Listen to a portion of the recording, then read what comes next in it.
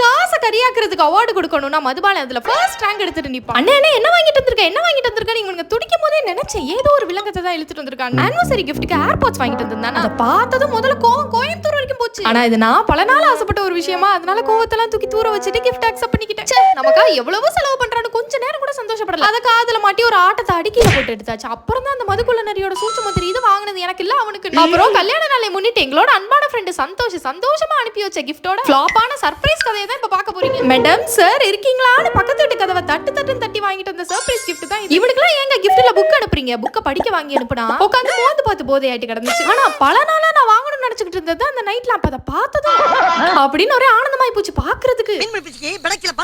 அந்த மாதிரி மின்மினி பூச்சியோட குடும்பமே வந்து வீட்டுக்குள்ள உட்காந்து இருந்தாப்ல இருந்துச்சு. அந்த சிண்டு பூச்சி இருக்கு இதை பார்க்க.